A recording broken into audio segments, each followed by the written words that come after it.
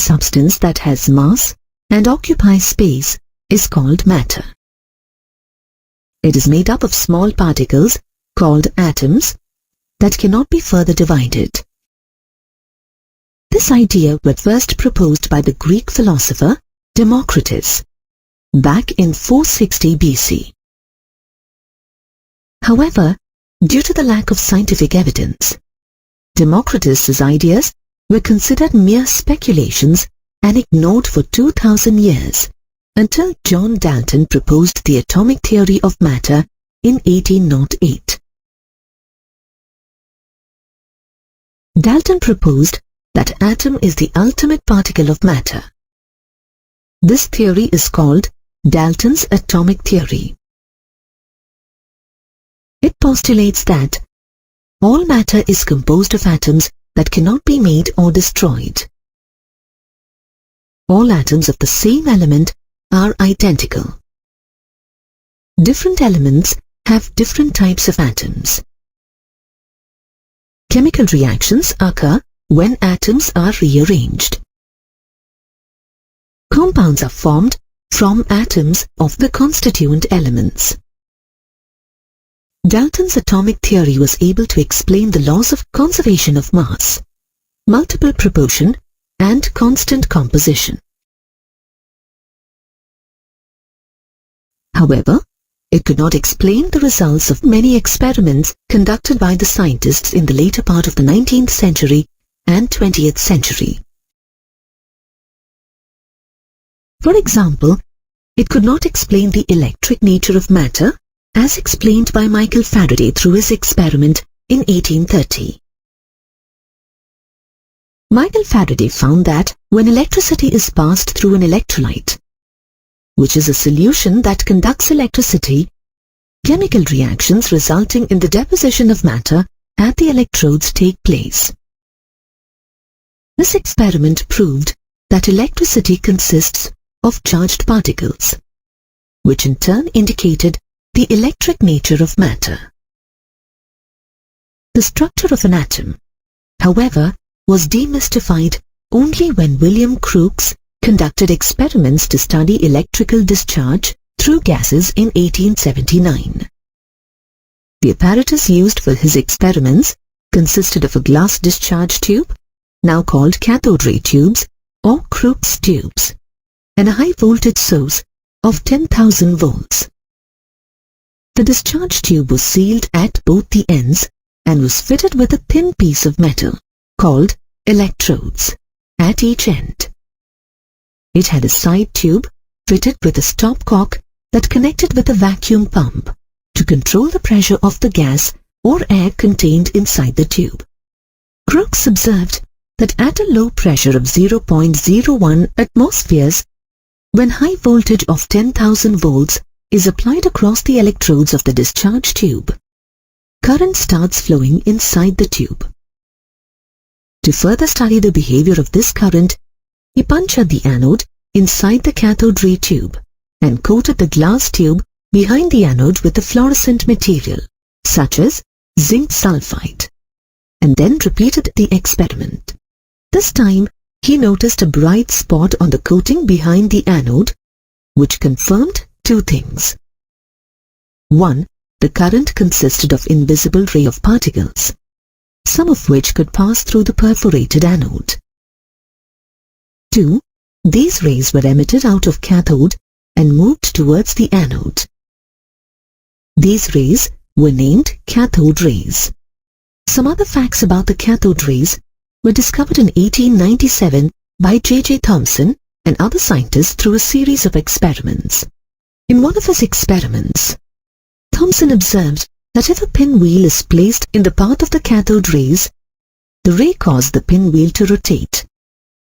This implied that cathode rays are made of material particles that produced a mechanical effect.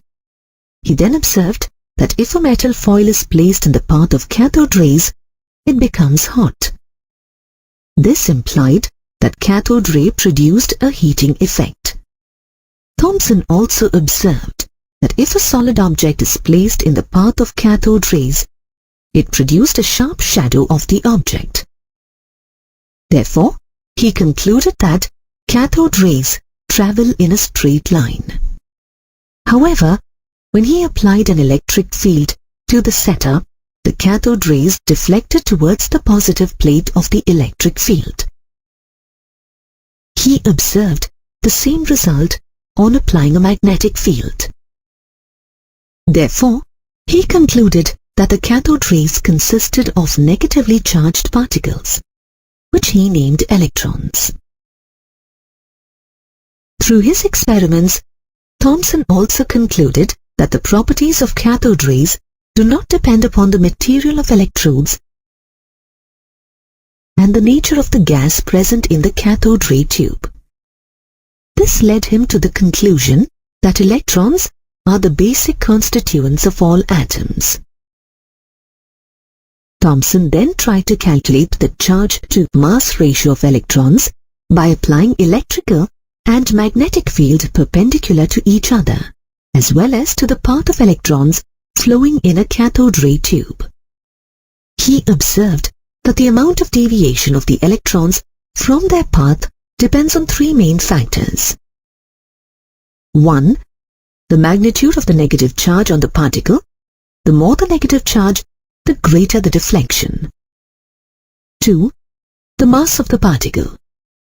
The lighter the particle, the greater the deflection. 3. The strength of the electrical or magnetic field. The stronger the field, the higher the deflection. When only electric field is applied, the electrons deviate from their path and hit the cathode ray tube at point A. Similarly, when only magnetic field is applied, electrons strike the cathode ray tube at point C. By controlling the deviation of electrons by varying the strength of electric and magnetic fields and accurately measuring on the amount of resultant deflections, he calculated the charge to mass ratio of an electron, which equals 1.758820 into 10 raised to the power 11 coulombs per kg. The charge and mass of the electron, however, remained unknown until another scientist, Robert Millikan, devised a method to calculate them in 1909. In order to calculate the charge of an electron, Millikan conducted the famous oil drop experiment by using the apparatus shown here. It consisted of a transparent electrical condenser with one metal plate at the top and the bottom of the chamber. Plates connected to a battery such that the upper plate is positively charged and the lower plate is negatively charged. An atomizer to spray oil into the condenser through a hole in the upper metal plate. A telescope to view the movement of oil droplets, and a source of X-ray to ionize the air inside the electrical condenser. Using the atomizer, Millikan sprayed oil droplets into the electrical condenser. As the droplets fell through A, the upper plate hole, he measured the rate of fall and used it to calculate their mass. He then ionized the air inside the condenser by passing a beam of X-rays through it. The X-rays displaced electrons from air molecules, which negatively charged the oil droplets.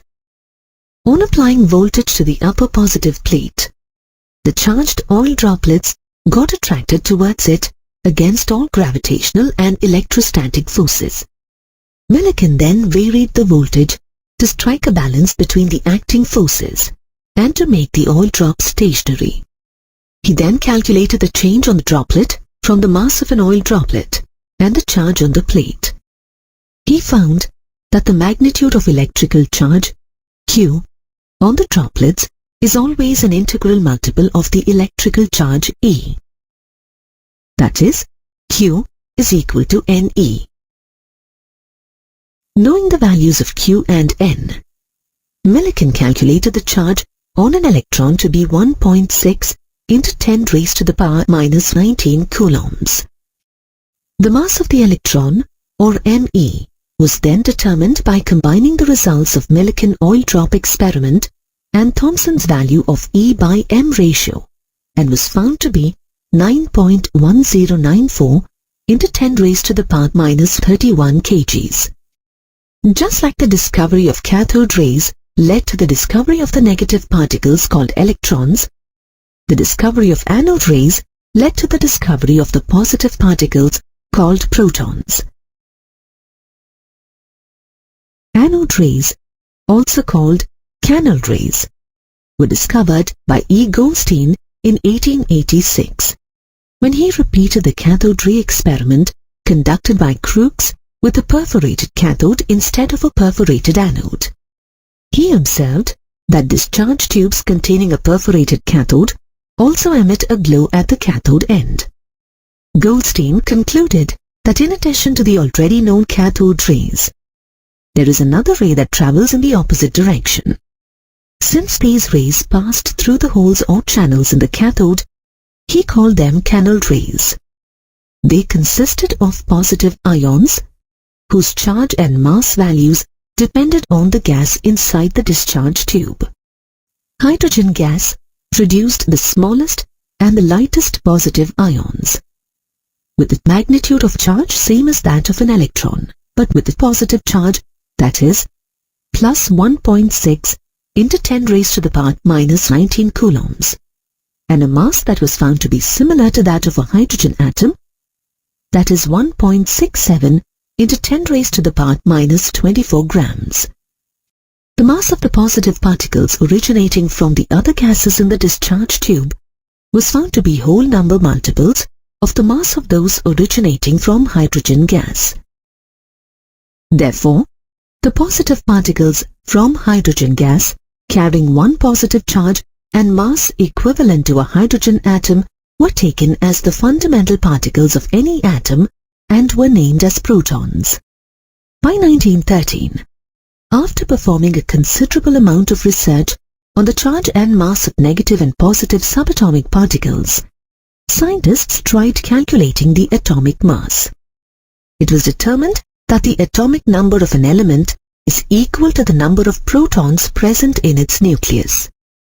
It was thought that since each proton has one unit mass on the atomic scale, the mass of an atom must be the number of protons present in the nucleus, as electrons have negligible mass. However, it was discovered that the mass of all protons in an atom put together is much less than the actual mass of an atom. It was thus concluded that the excess mass was due to some other particles present in an atom that had considerable mass but no charge. Later in 1932, James Chadwick proved the presence of these heavy, neutral particles through a series of scattering experiments. In one of his experiments, on bombarding a beryllium plate with alpha particles, Chadwick observed the emission of a neutral particle whose mass was equivalent to that of a proton. He named this particle as neutron. After all the subatomic particles were discovered, it was concluded that an atom is made up of protons or positively charged particles, electrons or negatively charged particles, and neutrons that are neutral particles. The table here summarizes the properties of these fundamental particles. Through various experiments, it was established that an atom consists of subatomic particles such as protons, electrons, and neutrons. Now, let us look at the arrangement of these subatomic particles in an atom. Different models were proposed to explain the distribution of subatomic particles in an atom. Of these models, the models proposed by J.J. Thomson and Ernest Rutherford are of great significance as they paved the way for modern structure of an atom. Let's discuss both these models one by one. J.J. Thomson, in 1898, proposed the atomic model called Thomson's atomic model soon after the discovery of electrons. According to this model, An atom is a sphere of radius 10 to the power minus 10 meter with uniform distribution of mass and positive charge, with negatively charged particles called electrons embedded in it. In this model, the negatively charged particles that are embedded in evenly spread positive charge can be visualized as plums or raisins or seeds that are embedded in a pudding or watermelon.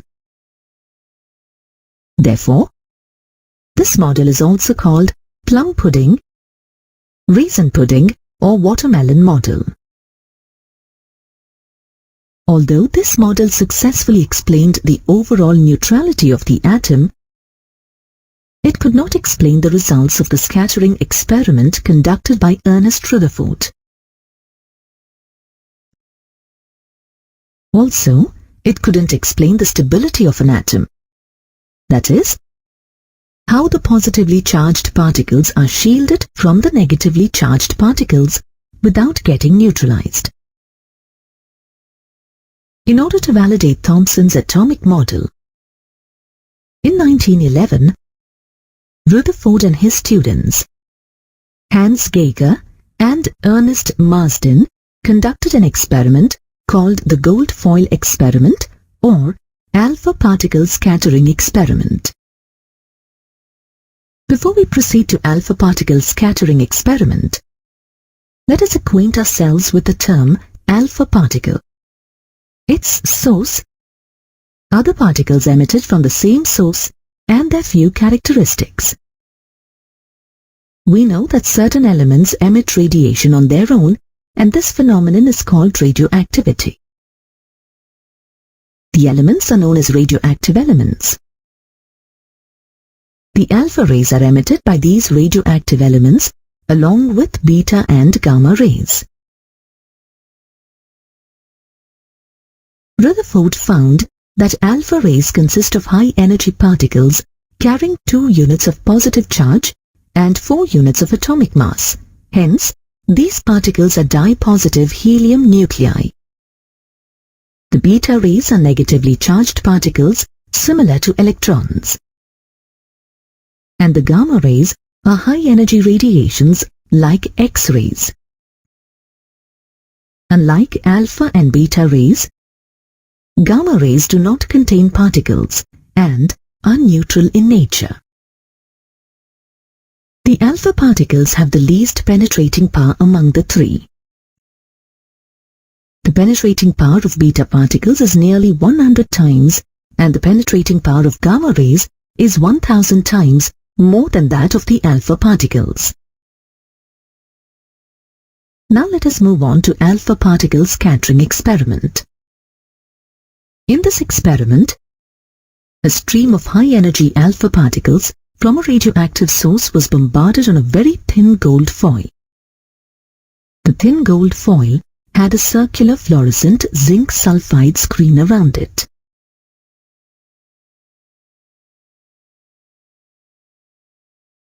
Whenever alpha particles struck the zinc sulfide screen, a tiny flash of light was produced at that point.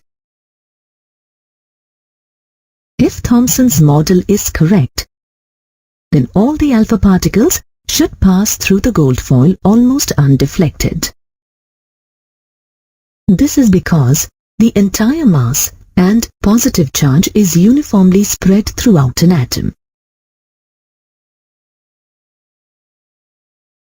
However, the observations were quite contrary to these expectations.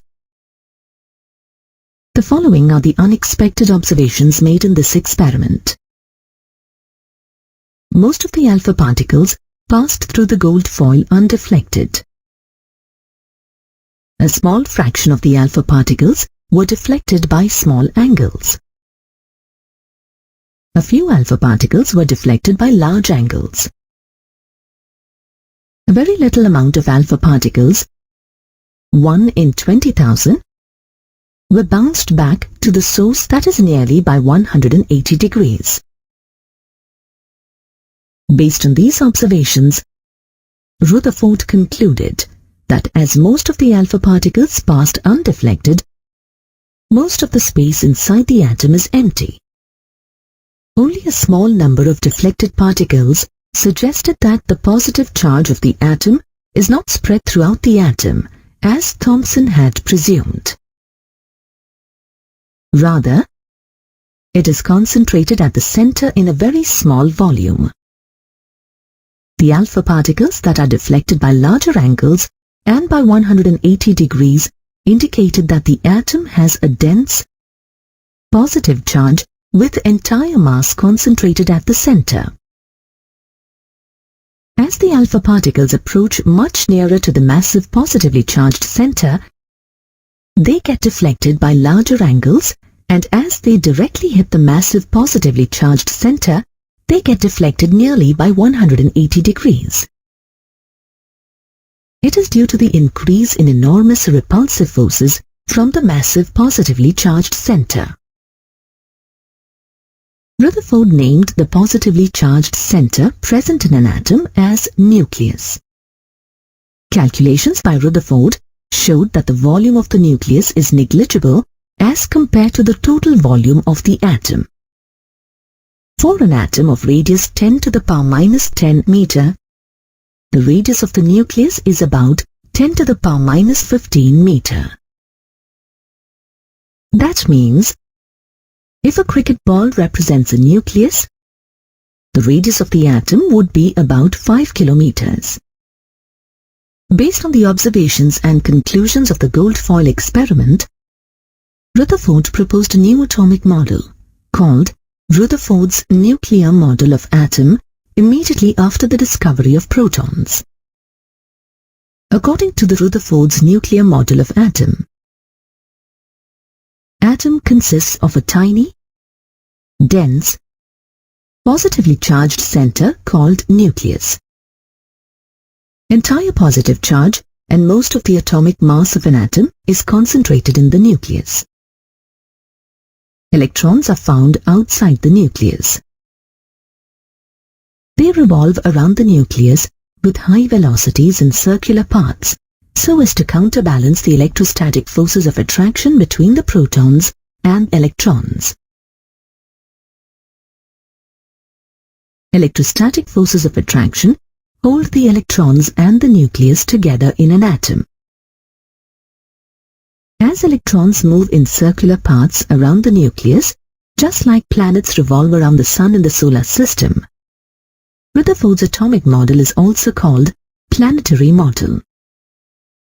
Thus, Rutherford's model could account for the presence of nucleus and electrons outside the nucleus. However, it failed to explain the stability of an atom. According to the Maxwell's theory of electromagnetic radiation, a charged particle in circular motion emits energy continuously. Hence, an electron revolving round the nucleus also loses energy. As a consequence of this, the electron follows the spiral path towards the nucleus, and this ultimately results in collapse of an atom. The composition of an atom can be represented symbolically as ZXA, as shown here. The symbol X represents the symbol of the element. The superscript A on the left-hand side of X represents the atomic mass number, and the subscript Z on the left-hand side represents the atomic number of the element. As you have learnt before, atomic number Z gives the total number of protons present in an atom, while the atomic mass number gives the total number of protons and neutrons present in that atom. Let us work on a simple problem before proceeding further. An atom has 29 electrons and 35 neutrons. Calculate the number of protons and the mass number of the element. Also write the complete symbol for the atom. Since atomic number Z is equal to number of protons, which is also equal to the number of electrons in the atom, we can say that the number of protons is 29. We know that mass number A is equal to the sum of the numbers of protons and neutrons. Hence, the mass number of the given element is equal to 29 plus 35, which is equal to 64. Since the atomic number of the element is 29, the atom is copper.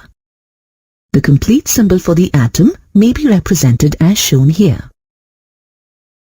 In some cases, atoms of the same element may have the same number of protons, that is, the atomic number, but may have different numbers of neutrons. In other words, the atoms have the same atomic number but different mass numbers. Such atoms are called isotopes. Isotopes of the same element occupy the same place in the periodic table because they have the same atomic number. Let us look at a few examples of isotopes. 99.985% of hydrogen atoms contain only a single proton in their nucleus. This isotope of hydrogen is called protium, 1H1. Remaining 0.015% contain two other isotopes, deuterium, which contains one proton and one neutron, and tritium, which contains one proton and two neutrons. You can see that all these three isotopes have the atomic number 1 and mass number 1, 2, and 3 respectively. Carbon has three isotopes with mass numbers 12, 13, and 14 respectively. Similarly, chlorine, atomic number 17, has two isotopes with mass numbers 35 and 37. Isotopes of the elements other than hydrogen do not have special names. They are represented by simply indicating the mass number on the element's symbol. The chemical properties of an element depend on the number of electrons present and their configuration within an atom, and not on the number of neutrons. Hence, as the isotopes have the same number of electrons, they exhibit similar chemical properties. However, as the mass of isotopes differ due to the different numbers of neutrons present in an atom, their physical properties differ from each other. Some atoms of different elements are found to have the same mass number but different atomic numbers. For example, 18Ar40, 19K40, and 20Ca40 have same mass numbers but different atomic numbers. Such atoms of different elements having different atomic numbers but the same mass numbers are called isobars. Isobars have different chemical properties because they have different atomic numbers. We have already learned that the Rutherford's nuclear model of an atom basically suffers from major drawbacks, which are as follows.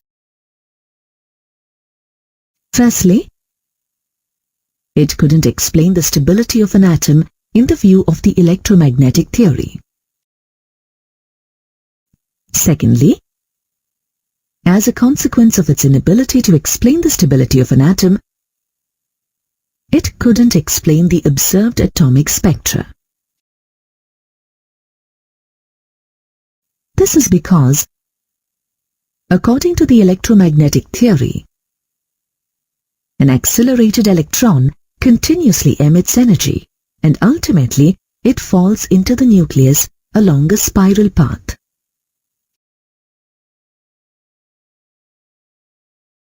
As the electron is emitting the energy continuously, the spectra of such an atom also should be continuous. But the spectra of elements indicate that atoms emit energy discontinuously, and hence the Rutherford's atomic model couldn't explain the observed spectra of atoms. Another drawback is that it could not explain the electronic structure of atoms. That is, the distribution and energies of electrons in an atom.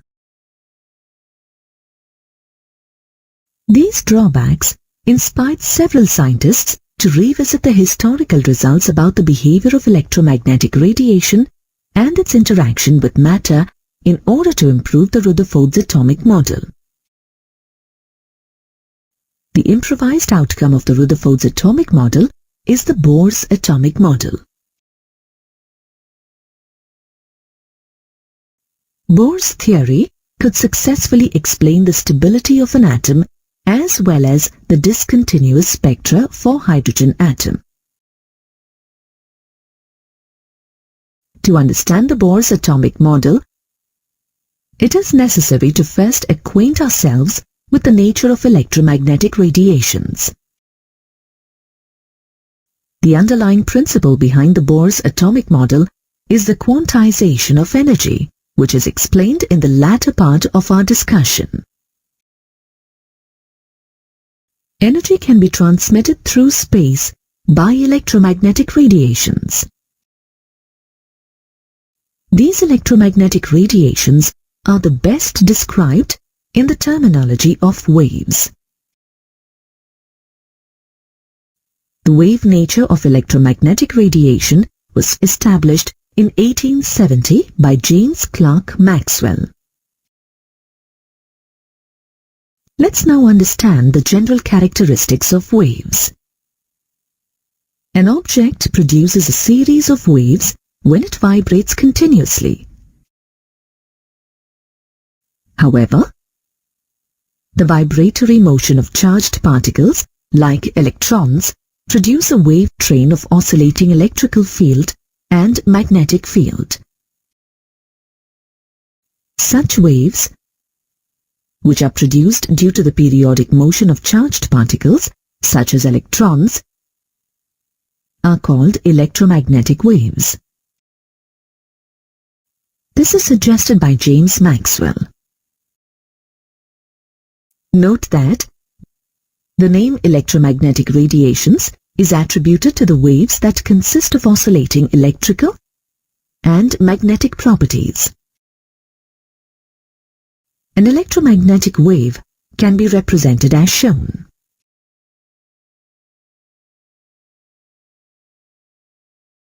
To characterize a wave, we need to specify its properties, such as wavelength, frequency, and wave number.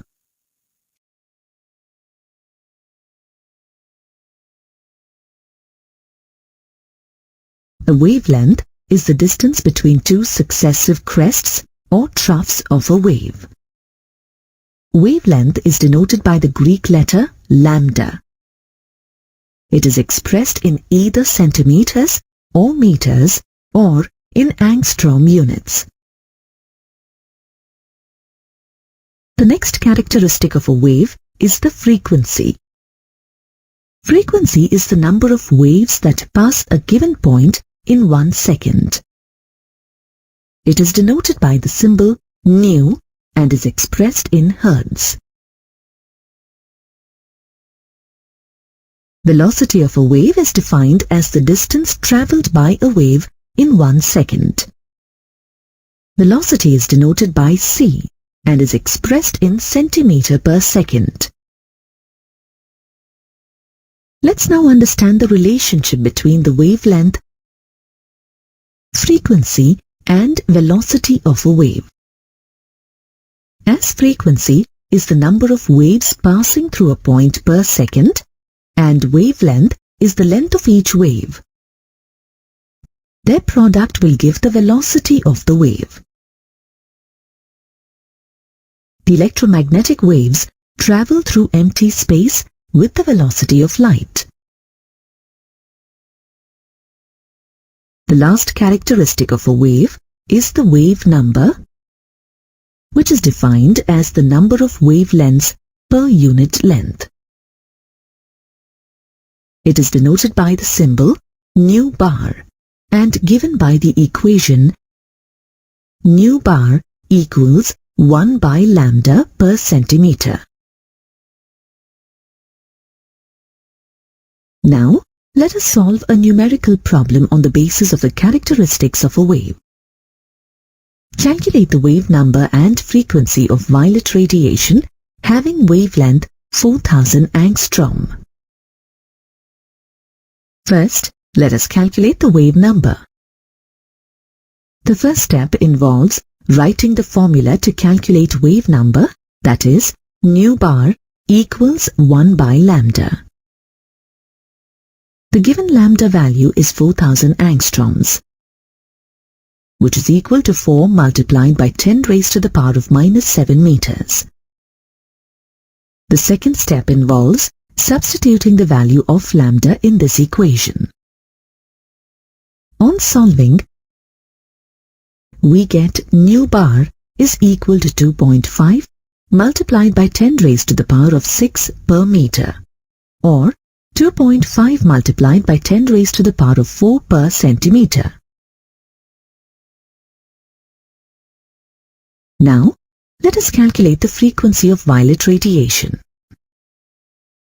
The first step involves writing the corresponding formula nu equals C divided by lambda. The second step involves substituting the value of lambda, that is, 4 multiplied by 10 raised to the power of -7 meters, and velocity of radiation, which is equal to 3 multiplied by 10 raised to the power of 8 meter per second in the above equation. On solving, finally we get 7.5 multiplied by 10 raised to the power of 14 per second.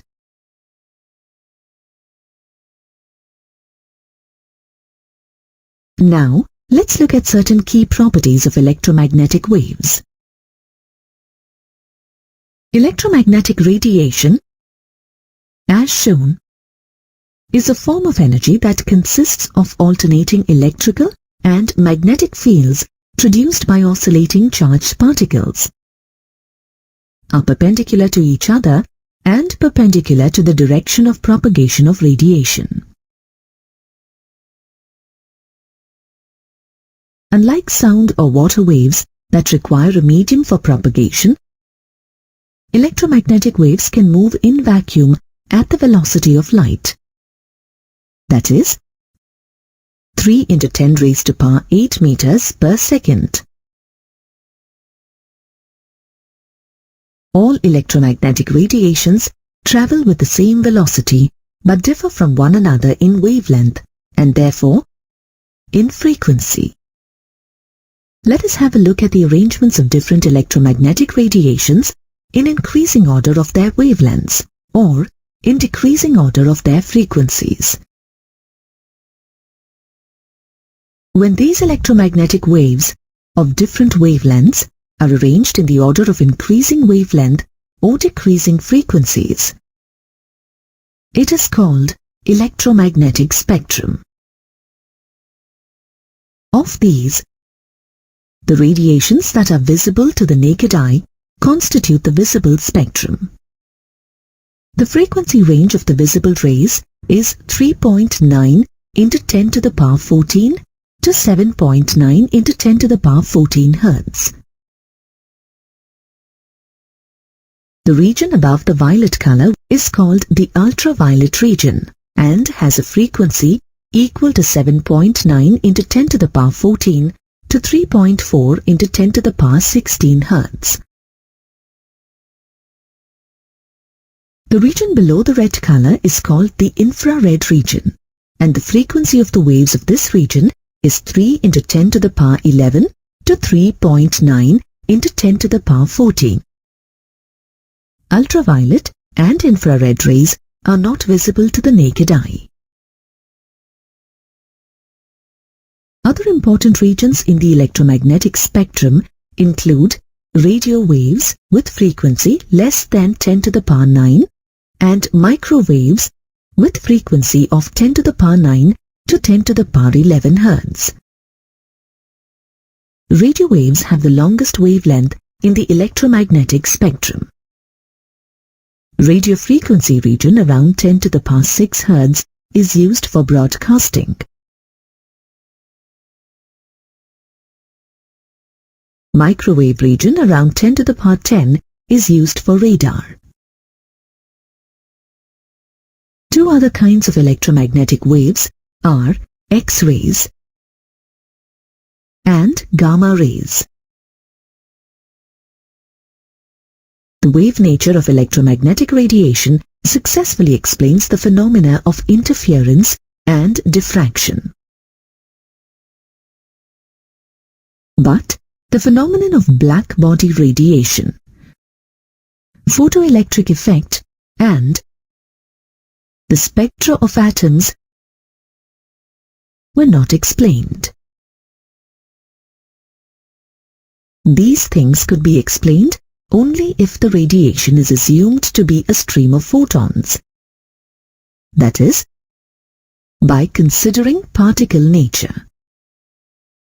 Let's understand these phenomena one by one. First, let us understand the phenomena of the black body radiation, which was given by Max Planck in 1900.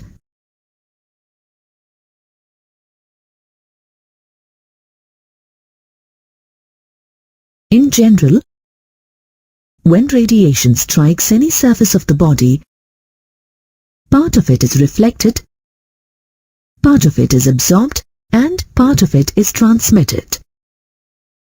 For example, when an iron rod is heated, at first it turns red. As the temperature is further increased, it becomes yellow, then white, and finally turns blue. This actually shows that the radiation is emitted in the order of increasing frequency, red light being of lower frequency and blue light being of higher frequency of visible region. On the contrary, an ideal black body is a perfect absorber and emitter of radiation. A blackened metallic surface or a hollow sphere blackened inside with a small opening behaves almost as a black body.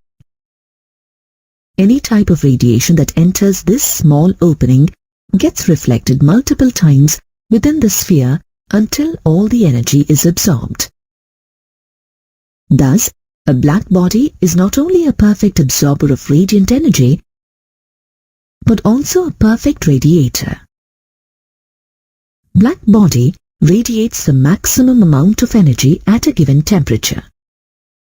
Note that it radiates the same amount of energy it has absorbed. From the graph shown here, it is visible that at a given temperature, the intensity of radiation emitted increases with decrease in wavelength, reaches a maximum value at a particular wavelength, and then starts decreasing with further decrease in wavelength. We have seen that at a given temperature, there is a wavelength at which the maximum intensity of radiation is emitted. But the position of this maximum intensity shifts towards higher wavelengths with decrease in temperature. These observations could not be explained by the electromagnetic wave theory of light. To account for these experimental observations, Max Planck in 1900 proposed that radiant energy is emitted or absorbed discontinuously in the form of discrete packets or bundles of energy and not continuously. This is the first postulate of Planck's theory. Further, Planck called these discrete quantities or packets as quanta. Quantum is the smallest quantity of energy absorbed or emitted in the form of electromagnetic radiation. This means that the light radiations absorbed or emitted by atoms or molecules comprise a stream of quanta, but not continuous waves as shown.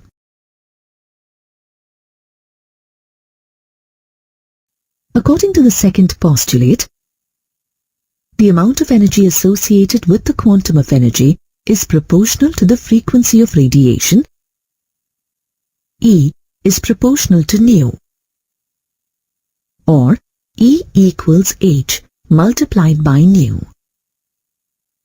where E is the energy of the radiation, h is the Planck's constant 6.625 into 10 to the power of minus 34 joule/second, and nu is the frequency of radiation. To write this equation in terms of velocity and wavelength, substitute the equation 2 that nu is equal to c divided by lambda in the above equation. Hence, the resultant equation is E is equal to h multiplied by c divided by lambda.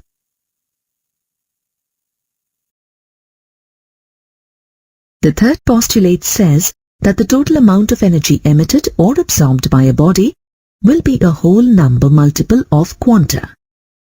That is, E is equal to nh nu. This means that an atom or molecule can absorb or emit either one quantum of energy or any whole number multiple of quanta. Note that only certain values of energy are permissible. This is called the quantization of energy.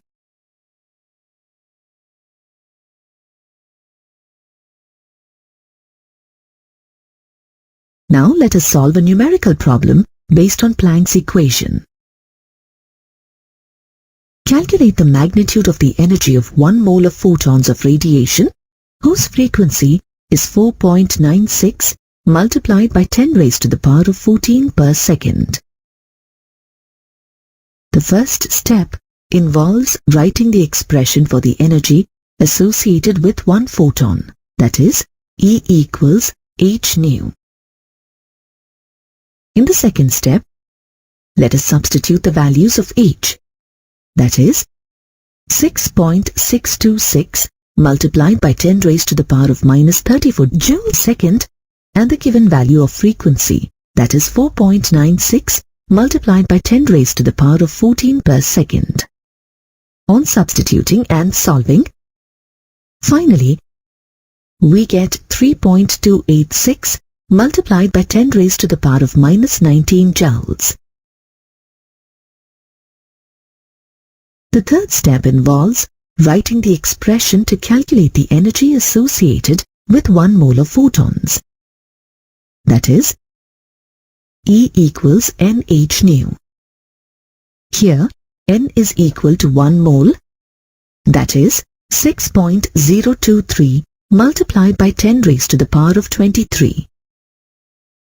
On substituting the value of n, h nu, in the equation and solving, we finally get E equals 19.788 multiplied by 10 raised to the power of 4 joule per mole, or 197.882 kilojoule per mole. In the previous module, we have learnt about the emission of radiation from a black body on the basis of particle nature. Now let us look at the photoelectric effect, which is also explained on the basis of particle nature. In 1887, Hertz performed an experiment in which he observed that when the surface of certain metals, such as cesium, potassium, sodium, rubidium, and so on, are exposed to a beam of light as shown, electrons were ejected. This is called the photoelectric effect. The electrons thus emitted are called photoelectrons. From this experiment, the following observations were made. 1. No electrons are ejected from a metal if the incident light has frequency of less than a certain minimum frequency value, called the threshold frequency. 2. The number of photoelectrons ejected is directly proportional to the intensity or brightness of the incident light. 3. the kinetic energy of the ejected electron is directly proportional to the frequency of the incident light. These observations could not be explained using the laws of classical physics, according to which the number of electrons ejected and kinetic energy associated with these electrons depend on the intensity of the light radiation. However, it is observed that the kinetic energy of the ejected electron depends upon the frequency of the incident light, but not on the intensity of the light radiation. For example, when the metal potassium is irradiated with high, intense red light having frequency of 4.3 to 4.6 multiplied by 10 raised to the power of 14 Hz for hours together, no electron is ejected. But as soon as it is irradiated with even less intense yellow light having frequency of 5.1 to 5.2 multiplied by 10 raised to the power of 14 Hz, photoelectrons are ejected. This is because the threshold frequency for potassium metal is 5.0 multiplied by 10 raised to the power of 14 Hz. Einstein explained these observations of the photoelectric effect, for which he received the Nobel Prize in 1921. He has taken into account the Planck's quantum theory of electromagnetic radiation for explaining the photoelectric effect. Note that the quanta were called photons by Einstein.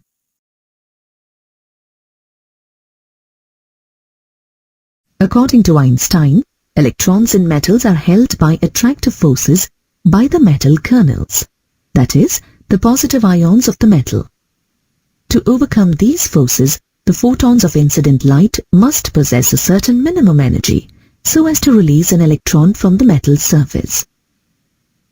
Thus, when a photon of sufficient energy strikes an electron in the atom of the metal, it transfers its energy instantaneously to the electron, and the electron is ejected without any time lag. From the quantum theory of radiation, we know that the energy of the incident photon is directly proportional to the frequency of the incident light. The minimum frequency that provides enough energy just to release an electron from the surface of a metal is called the threshold frequency, designated as nu-0. Hence, when a beam of light, that is, a beam of photons, strikes the surface of the metal, electrons will be ejected only if the incident photons have the frequency nu greater than the threshold frequency nu-0. Let us assume that the frequency of the photon of incident light nu is greater than the threshold frequency nu-0.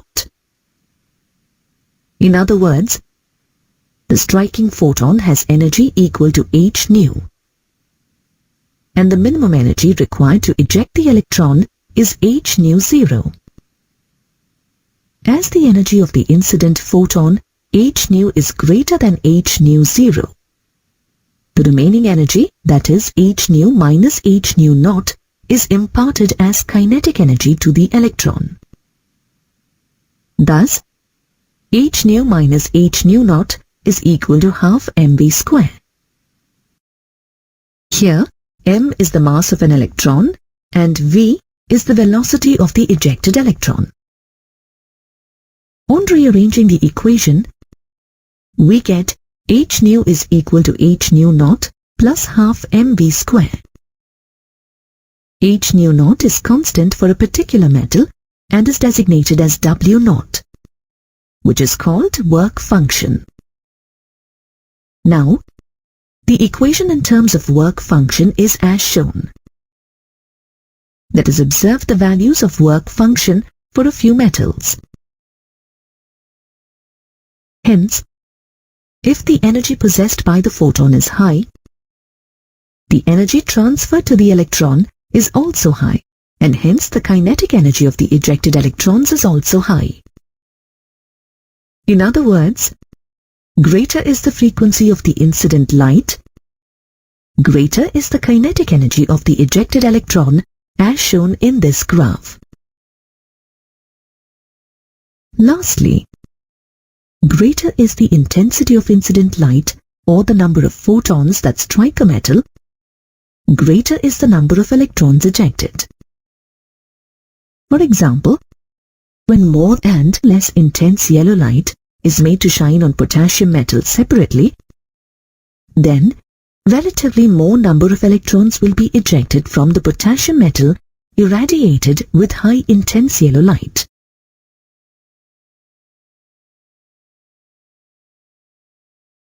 Now let us solve a numerical problem based on photoelectric effect. Calculate the kinetic energy of an electron emitted from a surface of a metal when radiation of frequency 5.5 multiplied by 10 raised to the power of 17 per second hits the metal. The work function of a metal is 3.62 multiplied by 10 raised to the power of minus 12 ergs. The first step involves writing the given data as shown and then writing the appropriate equation to calculate the given problem. In the second step, let us substitute the values of h nu and w naught in the equation.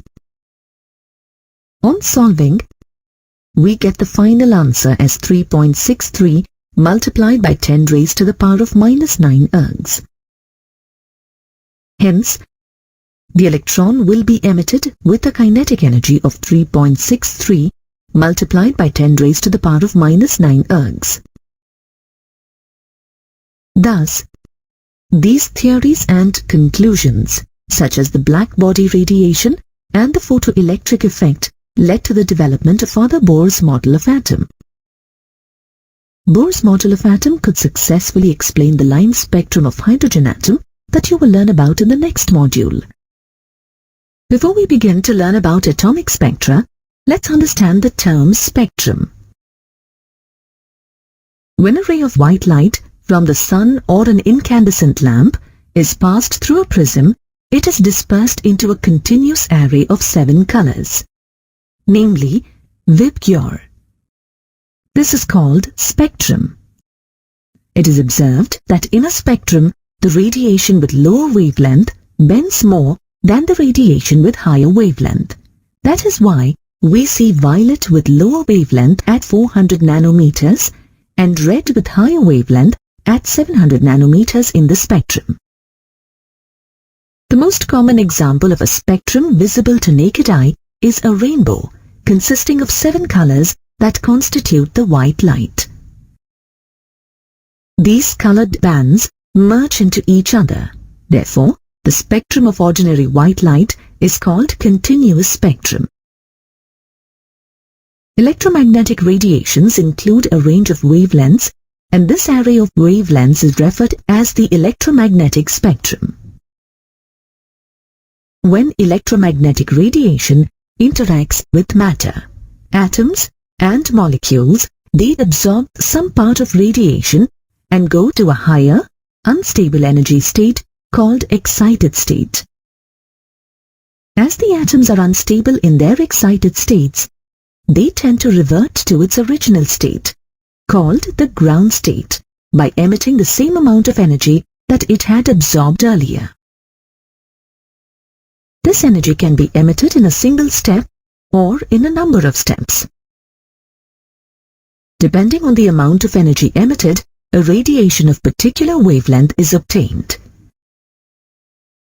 The spectrum of radiation emitted by an atom is called emission spectrum. In contrast to the continuous spectrum of white light, an emission spectrum is usually discontinuous with dark spaces between the bright lines. Such a spectrum is called line spectrum. The bright lines in the emission spectrum exist due to the fact that emitted radiations are only of specific wavelengths rather than a continuous spread of wavelengths as in the case of white light. A photographic negative of emission spectrum is the absorption spectrum. An absorption spectrum is recorded by passing a continuum of radiation through a sample which absorbs radiation of certain wavelengths. The missing wavelengths that correspond to the radiation absorbed by the matter leave dark spaces in the bright continuous spectrum.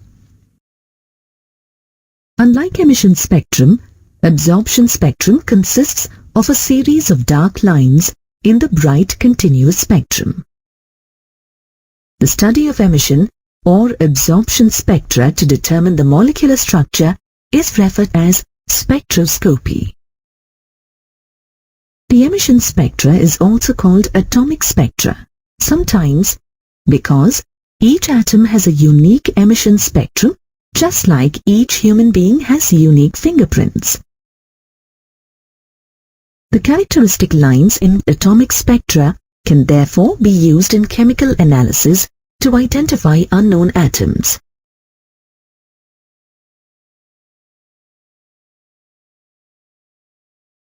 German chemist Robert Bunsen was one of the first investigators who used atomic spectra to identify elements.